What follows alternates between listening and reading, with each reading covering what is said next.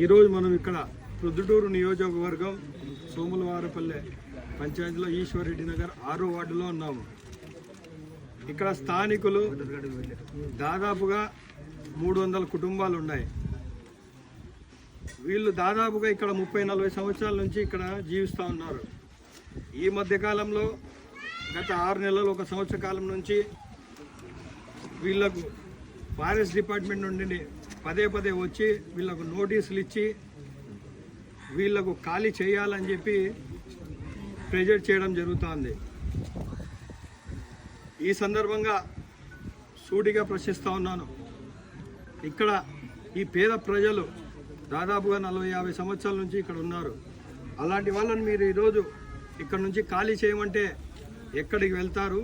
ఎక్కడికి వెళ్ళగలరు? వీళ్ళ స్తోమత అంత ఉందా? వీళ్ళు ఎక్కడన్నా పోయి ఇప్పుడు భూములు కొని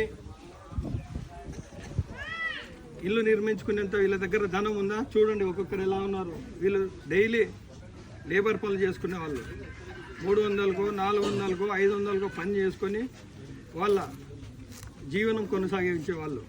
అలాంటి వాళ్ళకి ఈరోజు నోటీసులు ఇచ్చి ఖాళీ చేయమని చెప్పడం ఎంత మటుకు సబబు అని చెప్పి ఈ సందర్భంగా నేను సూటిగా ప్రశ్నిస్తూ ఉన్నాను. ఈరోజు ఈ స్థలం ఫారెస్ట్ డిపార్ట్మెంట్ అవ్వచ్చు. ఈరోజు చట్ట ప్రకారంగా ఈ స్థలం ఫారెస్ట్ డిపార్ట్మెంట్ కావచ్చు. కానీ వాళ్ళ దగ్గర చట్టం ఉంటే వీళ్ళ దగ్గర ధర్మం ఉంది. చట్టాన్ని ధర్మాన్ని బ్యాలెన్స్ చేసేవాడే లీడర్ ప్రభుత్వాలు. మనకు చట్టాన్ని అడ్డు పెట్టుకొని వీళ్ళను ఖాళీ చేయించాలి, వీళ్ళని ఇబ్బంది పెట్టాలనేది అయితే మనం ఆలోచించకూడదు. గత 50 సంవత్సరాల నుంచి ఇక్కడ ఉన్న వాళ్లకు మీరు ఇప్పటికిప్పుడు వెళ్ళమంటే ఎక్కడికి వెళ్తారు చెప్పండి? గత 10-15 సంవత్సరాలు మనం చూస్తూనే ఉన్నాం. రాష్ట్ర వ్యాప్తంగా అటు వైఎస్ఆర్ కాంగ్రెస్ పార్టీ ప్రభుత్వం వచ్చింది, అటు తెలుగుదేశం పార్టీ ప్రభుత్వం కూడా వచ్చింది. కానీ ఇప్పటి వరకు ఇద్దరు కూడా 2 సార్లు పనిచేశారు ముఖ్యమంత్రుల్లాగా. జగన్మోహన్ రెడ్డి గారు కానీ అలాగే చంద్రబాబు నాయుడు గారు కానీ ముఖ్యమంత్రులుగా పనిచేశారు. కానీ జగనన్న కాలనీ పరిస్థితి ఏంటి? ఇంతవరకు అక్కడ ప్రజలు లేని పరిస్థితి, ప్రజలు అక్కడ జీవించలేని పరిస్థితి చూస్తూ ఉన్నాము. ఆ రోజు అరాకొర అని చెప్పి డాష్ బోర్డుల కోసం పరిమితం చేసి ఆ రోజు ఇళ్ల పట్టాలు ఇవ్వడం జరిగింది. కానీ ఇళ్ల నిర్మాణం ఇవ్వలేదు. టిట్కో ఇల్లు అని చెప్పి 2014 నుంచి 19 వరకు తెలుగుదేశం పార్టీ ఆ రోజు టిట్కో ఇళ్ల ద్వారా అనేక మందికి ఇచ్చింది. కానీ అందులో కూడా నివాసం లేని పరిస్థితి. వీళ్ళకి ఈరోజు ప్రభుత్వాలు చేయలేని పనులు ఈరోజు వీళ్ళ పేద ప్రజలకు ఇక్కడ నుంచి ఖాళీ చేయమంటే వీరు ఎక్కడికి వెళ్తారు? రోజువారీ పని కూలీ పని చేసుకునే వాళ్ళు ఇట్లా చేస్తే ఎంత మటుకు సబబు అని చెప్పి సూటిగా ప్రశ్నిస్తూ ఉన్నాను. ఇక్కడ ఏమన్నా ఇదేమన్నా దట్టమైన అడవిగా ఏమన్నా ఇది? ఇక్కడ ఏమన్నా వన్యప్రాణాలు జీవిస్తున్నాయా? ఇక్కడ ఏమన్నా సింహాలు, పులులు, జింకలు, నెమళ్ళు ఏమైనా తిరుగుతూ ఉన్నాయా? లేకుంటే ఈ దట్ట అడవి ప్రాంతమా?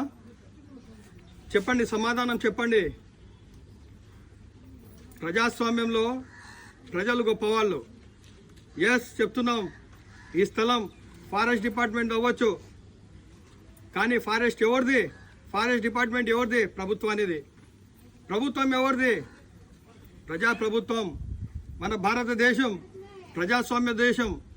ఆ ప్రభుత్వాన్ని నిర్మించిందే వీళ్ళే, మనమే. ప్రభుత్వాన్ని నిర్మించింది మనమే. అలాంటి ప్రజలకు ఈరోజు మీరు గెలిచిన తర్వాత, ఓట్లు వేయించుకున్న తర్వాత ప్రజలకు ఇలా ఇల్లు ఖాళీ చేసి వెళ్ళాలని చెప్పడం ఎంత మటుకు సబబు అని చెప్పి ఈ సందర్భంగా నేను సూటిగా ప్రశ్నిస్తూ ఉన్నాను. రాబో రోజుల్లో వీళ్ళకు ఎలాంటి ఇబ్బందులు జరిగినా, వీళ్ళను ఎవరు ఇబ్బంది పెట్టినా, ఇబ్బంది పాలు చేసినా వీళ్ళతో పాటు కాంగ్రెస్ పార్టీ ఉంటుంది.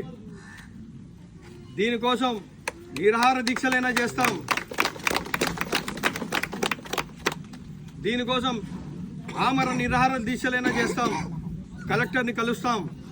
అలాగే ముఖ్యమంత్రి కార్యాలయానికి కూడా వెళ్ళి ఇక్కడ ఉన్న మా బాధను, మా కష్టాలను తెలియజేస్తాం. అంతేగాని ఇక్కడి నుంచి ఏ ఒక్కరు కూడా ఖాళీ చేయకూడదు, చెయ్యరు. ఇక్కడే ఉంటాం, ఎవరు ఖాళీ చేయించలేరు. ఏమైనా సరే నేను ఇప్పటి నుంచి ఈ ప్రాంతానికి ప్రతి వారం ఒక్కసారన్నా నేను వచ్చి వెళ్తాను. ఏ ఒక్క ఇబ్బంది జరిగినా, ఏ ఒక్కరు వీళ్ళకి వచ్చి ఇబ్బంది పెట్టినా కూడా మేము తీవ్రంగా వ్యతిరేకిస్తామని చెప్పి ప్రజాపక్షాన నిలబడతాం, ఈ పేద ప్రజల పక్షాన నిలబడతామని చెప్పి ఈ సందర్భంగా తెలియజేస్తా ఉన్నాను.